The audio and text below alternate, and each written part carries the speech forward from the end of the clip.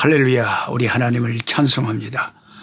우리 하나님을 기뻐하면서 우리 하나님께 영광 돌리며 하나님 말씀을 공부하는 시간을 갖겠습니다.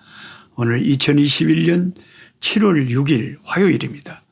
오늘 잠언 18장에서 20장 말씀을 공부하도록 하겠습니다.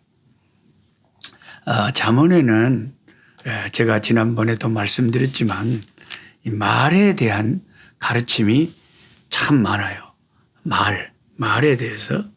말이 인생을 만들고 말 때문에 인생이 행복해지기도 하고 말 때문에 인생이 불행해지기도 한다.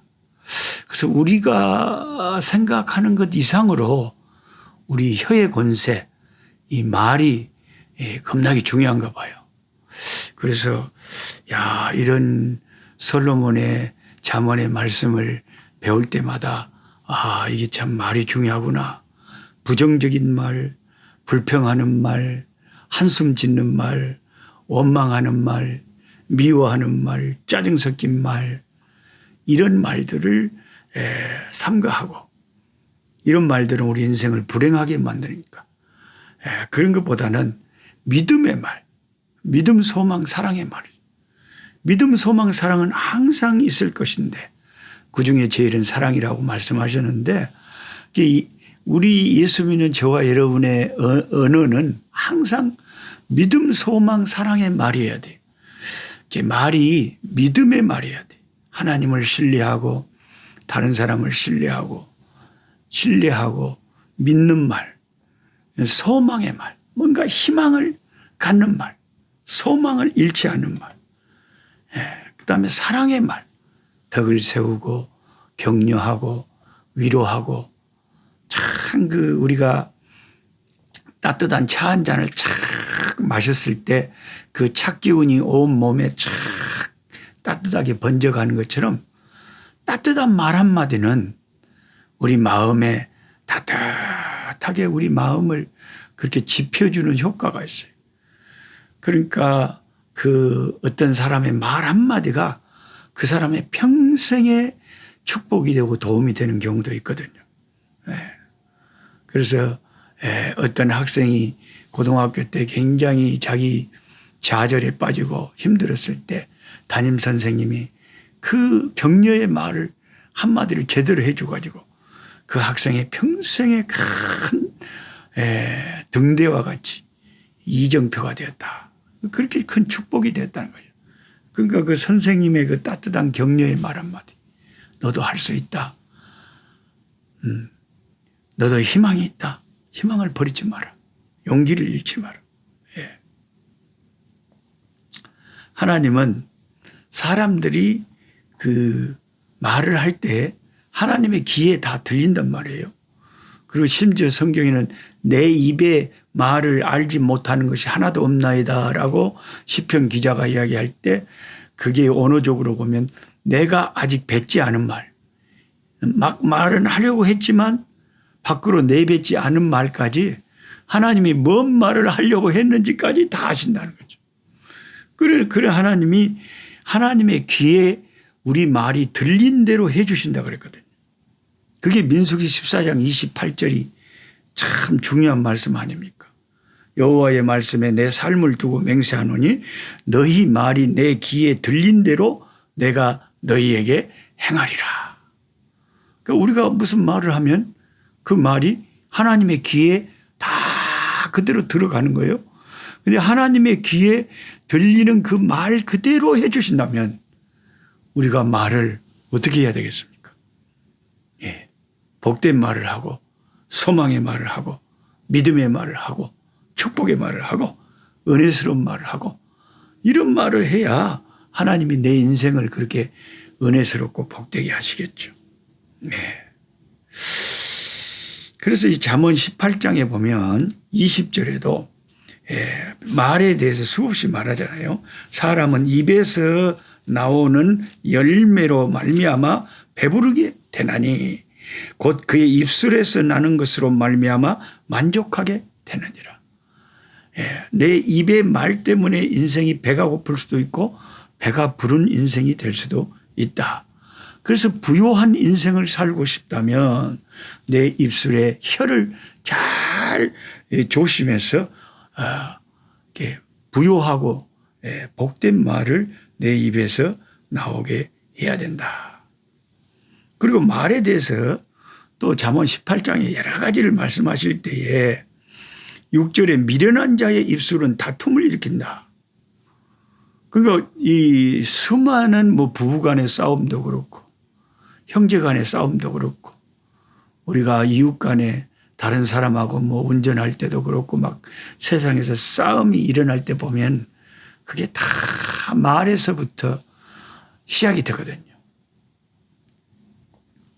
그래서 어떤 사람이 미련한 입술로 말을 함부로 잘못 놀려가지고 자기보다 더 센 사람이 그냥 차에서 나와서 아이고 그냥 자기가 죽을 뻔한 상황이 되기도 하고 그러니까 우리가 미련한 자의 입술은 다툼을 일으킨다는 이 잠언 18장 6절의 말씀을 명심해야 되죠. 싸움이 일어나고 다툼이 일어나는 그 이면을 가만히 처음부터 추적을 해가면 처음에는 그렇게 말을 하면 안 되는데 말을 지혜롭게 했어야 되는데 지혜 없이 아주 참 생각 없이 아이고 그냥 함부로 내뱉은 그런 무책임한 말 때문에 큰 상처가 되고 싸움이 되고 그 싸움이 크게 번져서 인생 전체를 불이 성냥불 하나가 온 산을 태워버리듯이 우리의 어리석은 말이 우리 인생 전체를 파괴해버릴 수가 있다는 것입니다. 말을 지혜롭게 한다. 이게 어떻게 해야 말을 지혜롭게 할까요? 말을 말하자면 되잖아. 참 본때 없이 지혜 없이 말을 저렇게 하면 안 되는데 하고 하는 경우가 꽤 많이 있어요. 사람들 보면. 그런데 그래서 이제 잠언서에는 아예 말을 아예 안 해버리는 것이 차라리 어리석은 자라도 말을 안 해버리면 지혜롭게 여긴다. 그런 말씀도 있거든요. 차라리 침묵이 낫다는 거죠. 근데 말을 많이 하다 보면 꼭 말 실수가 나오거든요.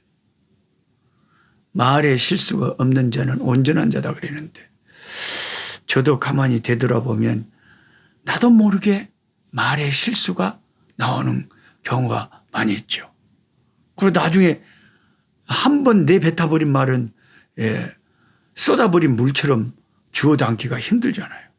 내가 속으로 아차 말실수를 했구나. 이거 말을 잘못했구나. 그런 후회를 할 때가 많아요. 그럼 그렇게 되면 나중에 이제 죄송하다고 제가 말을 잘못했다고 말을 참 잘못한 것 같습니다. 죄송합니다 하고 그때라도 이제 후퇴를 하고 사과를 하고 그래야만이 그나마 차선이겠죠. 미안합니다. 감사합니다. 고맙습니다. 사랑합니다. 함께해서 좋습니다. 이렇게 좋은 말들이 이 사회를 밝게 하는데 덕분입니다. 그 말을 잘못할 때 보면은 다른 사람의 심령을 상하게 해버린다. 다툼을 일으키게 한다. 7절에 미련한 자의 입은 그의 멸망이 되고 그의 입술은 그의 영혼의 그물이 되느니라. 그 미련한 자의 입은 멸망을 재촉한다고. 그 다음에 8절에 남의 말하기를 좋아하는 자의 말은 별식과 같아서 뱃속 깊은 데로 내려가느니라. 별미 같다 이 말이죠. 이게 남의 말을 막 이렇게 남의 말을 하면 그게 그렇게 재밌다는 거예요. 그게 별미같이 맛있다는 거죠. 그러니까 우리 타락한 인간은 나를 다른 사람이 말을 막 이렇게 껌을 씹듯이 이렇게 하면 그건 기분 나쁜데 우리가 다른 사람 막 껌을 씹듯이 이렇게 하면 그게 그렇게 재밌어. 남의 말을 우리가 하는 걸 좋아한단 말이지. 그게 우리 타락한 인간의 못된 모습들인 것 같아요. 나는 남이 말하면 싫어하면서 우리는 남의 말하는 걸 좋아한다. 그래서 친구들이 이렇게 만나서 막 이야기를 하다가 화장실을 가야 되겠는데 화장실을 못 간다 그러잖아요. 왜냐하면 나가 화장실 간 사이에 야들이 또 나 말을 할 것 같으니까 그것을 못 간다 그러잖아요. 그만큼 타락한 인간들의 세상에는 남의 말 말하는 것이 꼭 별식같이 그게 맛있다는 거지. 그런데 이제 은혜 받고 구원받고 하나님의 백성된 거듭난 우리들은 세상 사람하고 달라야 되겠죠. 남의 말 하는 것을 참 조심해야 되겠죠. 죽고 사는 것이 혀의 힘에 달렸다. 이게 21절에 그렇게 말합니다. 죽고 사는 것이 혀의 힘에 달렸다. 혀를 쓰기 좋아하는 자는 혀의 열매를 먹는다. 혀의 열매라는 것이 있어요. 그러니까 혀를 잘 쓰면 좋은 열매를 우리 인생에서 따먹는다는 거죠.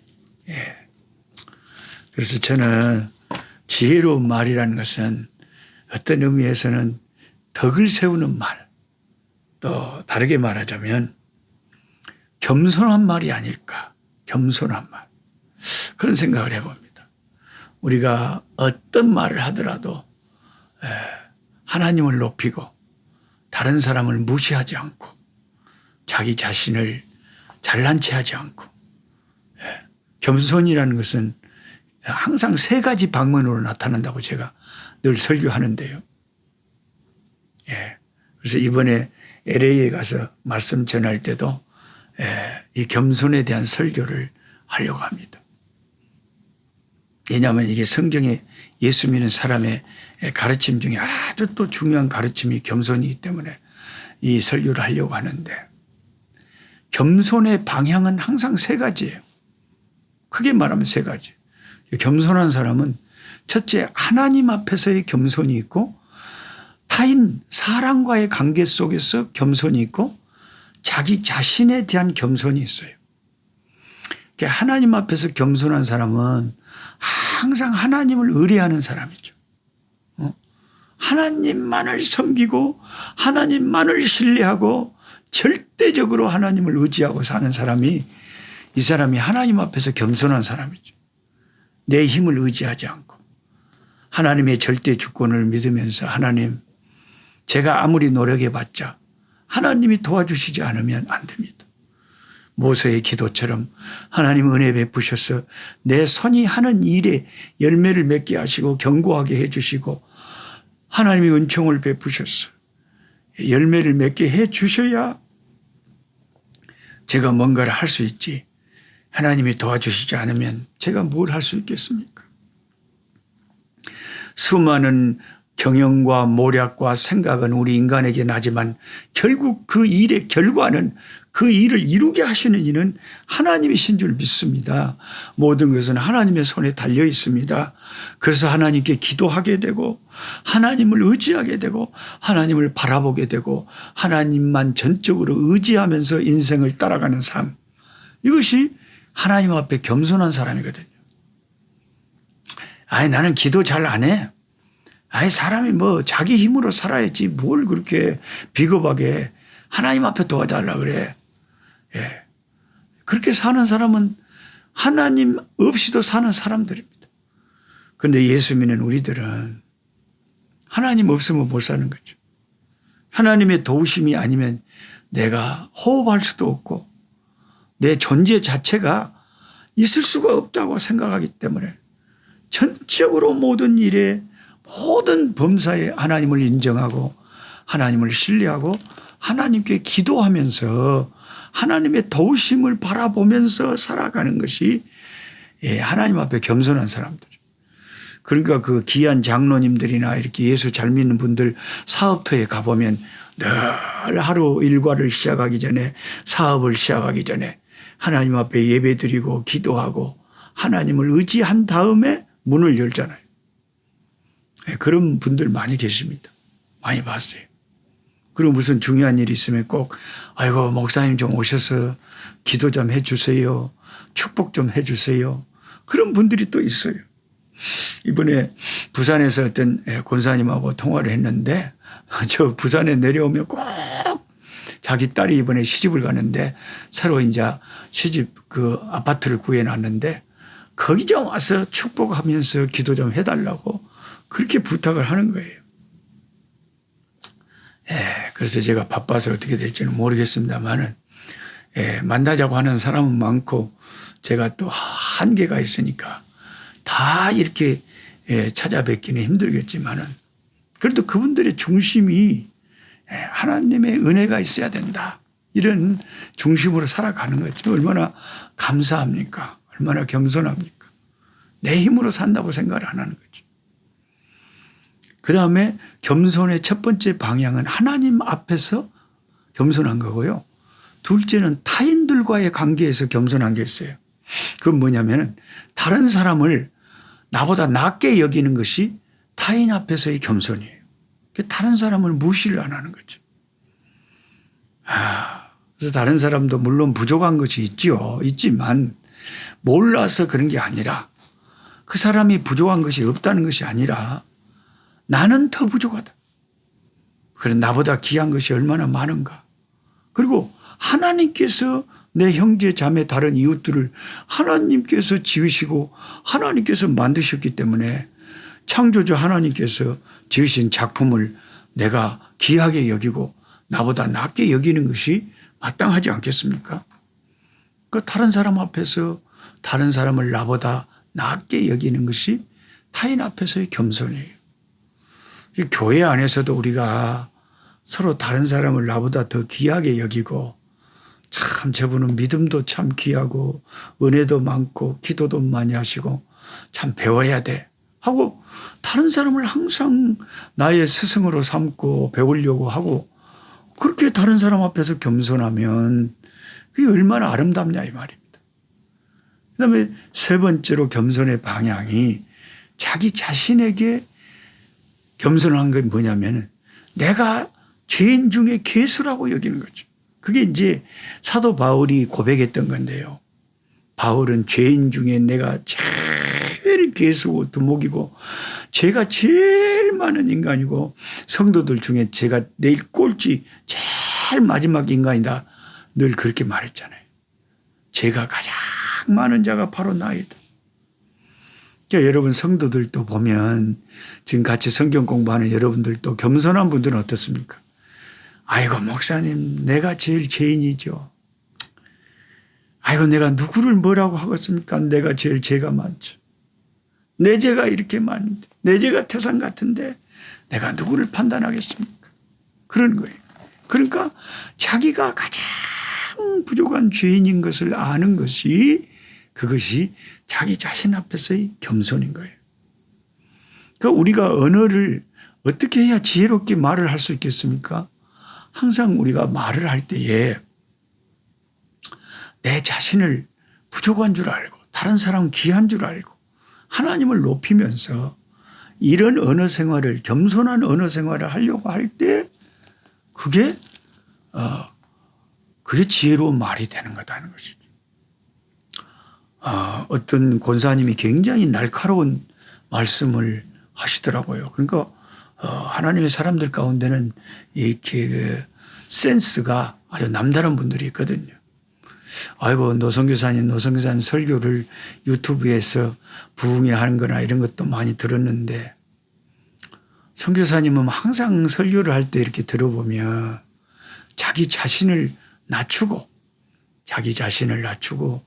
이렇게 말씀을 하니까 참 듣기가 편하고 좋다는 거예요. 그래서 이 권사님이 보통 분이 아니구나. 보통 우리가 어떤 설교를 하고 이야기를 해도 그것을 그렇게 분석을 할 줄 알고 상황을 이렇게 분별하고 판단할 수 있다는 것이 그게 그냥 센스가 없어서는 될 일이 아니거든요. 그러니까 평상시에 내가 내 부족함을 아니까 그게 설교할 때도 나타나고 또 다른 사람과의 이야기를 할 때도 나타나는 것이 아니겠습니까? 그러니까 평상시에 저와 여러분이 하나님만 의지하고 다른 사람을 나보다 낮게 여기고 내가 가장 가장 부족한 줄 알면 그게 이제 언어를 쓸 때도 그게 그런 겸손한 언어가 나온다는 거죠. 그래서 사람이 죽고 사는 것이 혀의 힘에 달려 있으니까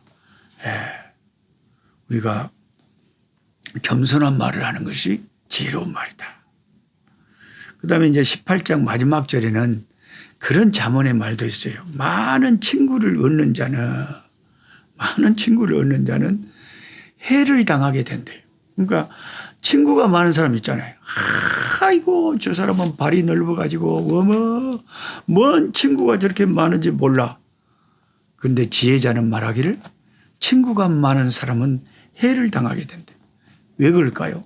왜냐하면 친구 가운데는 좋은 친구만 있는 게 아니잖아요. 아주 요상한 친구도 있을 거 아닙니까? 예. 그 요상한 친구가 해를 가져오는 거죠. 예. 어떤 친구는 형제보다 친밀하니라 그랬어요. 참 이 잠언 18장 마지막 절 말씀, 어떤 친구는 형제보다 친밀하다는 말씀이 진짜 실감나요. 저한테는 고등학교 때 오남이라는 친구가 있었는데 이 친구는 고흥에서 순천으로 매산고등학교로 이렇게 유학 온 친구인데 주말이 되면 집으로 가야 되잖아요. 기숙사에 있다가. 근데 고흥까지 그냥 배 타고 갔다 오면 너무 시간이 많이 걸리니까 지가 기숙사에 혼자 외롭게 있으니까 제가 벌교 우리 집에 항상 토요일 오후가 되면 어이 오남이 가세. 우리 집으로 가세. 갖고 이제 우리 집에 꼭 벌교 데리고 가서 같이 주일을 지내고 주일 저녁에 다시 순천 매산고등학교 기숙사로 돌아가긴 했어요. 근데 매 주말마다 오남이를 데리고 오니까 우리 엄니가 나한테 사정을 하는 거예요. 녹수야, 이번 주말에 오남이 데리고 오지 마라. 왜요? 이번 주말에 특별히 네가 몸이 약해서 닭에다가 3점 넣고 푹 삶아갖고 네 몸보신전 시키려고 한다. 오남이 데리고 오지 마라. 그럼 내가 속으로 엄니 말을 들어야 되는데 제가 또 간파가지고 좀 개구쟁이 같이 그래갖고 엄니 말을 제가 듣겠어요. 속으로. 엄마 말도 안 되는 소리 하지 마시오. 친구는 그러면 나만 그럼 그걸 먹이고 오면 친구는 그럼 거의 그 친구도 먹어야지. 지도 공부하고 힘든데. 예. 그래가지고 이제 더 데리고 오는 거예요. 아이, 오남아 이번에는 우리 엄니가 아주 좋은 걸 해놨단다. 가자.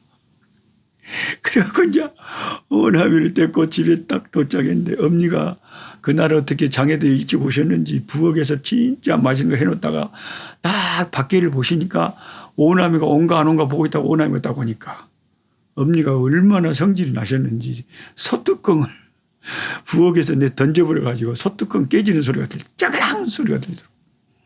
그래서 내가 부엌에 들어가서 흥분한 엄니한테 엄니 왜 그러셨어? 저한테 막 욕을 하면서 호랭이가 12벌을 물어갈 놈아, 속 창시가 빠질 놈아, 쌔바닥을 넉자나 빠질 놈아 이러면서 그냥 오남이 데리고 오지 말라고 내가 그렇게 말했는데 데리고 왔다고 저놈이 그냥 난리요 난리. 그래서 그렇게 친하게 지내던 친구가 있었어요. 그러니까 이 잠언 말씀을 읽으니까 생각이 나요. 어떤 친구는 진짜 형제보다 친밀해요. 그리고 어떤 성도님들 보면 이렇게 그냥 뭐 알아도 예, 노록수 목사 예, 알아요 뭐 그러고 많은 사람들도 많이 계시고 그런데 어떤 분들은 참 그렇게 가족처럼 또 기도도 해주시고 많이 그렇게 챙겨주시고 도와주시고 후원해주시고 기도해주시고 그런 또 아주 친밀한 분들이 또 계셔요. 다 그러지는 않아요. 다 그러지는 않는데 그런 분들을 하나님이 또 가끔 가다가 그렇게 붙여 주시더라는 거죠.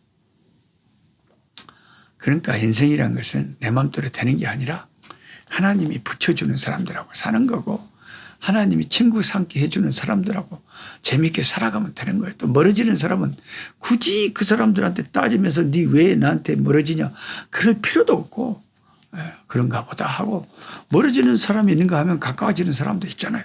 그리고 그렇게 사는 거예요. 그리고 19장에는 가난한 사람에 대해서 참 슬픈 말을 해놨어요.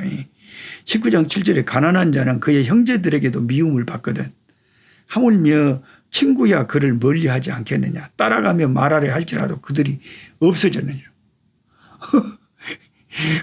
가난한 사람들은 막 따라가면서 뭔 이야기를 했는데 벌써 사람들이 다 흩어지고 없어져 버렸어요. 듣기 싫어. 그러면서 사람들이 친구를 안 해줘. 그만큼 세상에서는요. 돈이 있으면 친구도 많고 가난하면 친구도 없어진대요. 세상 인심이 그렇게 무서워요. 그러니까 잠언에는 그런 일반적인 말도 많이 하고 있어요. 예. 그리고 19장 14절에 참 의미 있는 말씀 하시는데 집과 재물은 조상에게서 상속하지만 슬기로운 아내는 여호와께로서 말미암는데요.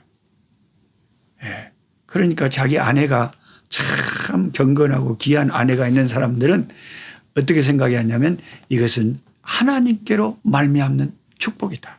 하나님이 내게 주신 분깃이다. 축복이다. 기업이다. 이렇게 생각하면 되겠습니다. 할렐루야 우리 아버지 감사합니다. 지혜로운 솔로몬의 잠언의 말씀을 참 한 구절 한 구절 읽을 때마다 참 무릎을 치면서 맞아 아멘 아멘 정말 옳은 말이 얼마나 그렇게 많고 심오한 말이 많고 아버지 공감이 되는 말이 많은지 모르겠습니다. 하나님 아버지 특별히 말이 중요하다고 했습니다. 말의 입술의 열매로 복록을 누린다고 했습니다. 겸손하고 은혜되고 소망적이고 믿음 있는 말을 할 수 있게 도와주시고 하나님이 기뻐하시고 사탄이 싫어할 만한 말을 하게 해 주시옵소서. 아버지 우리의 언어 생활이 복되게 하여 주옵소서. 예수님의 이름으로 기도하옵나이다. 아멘. 약한 자 힘주시고 강한 자 바르게 주 함자 정태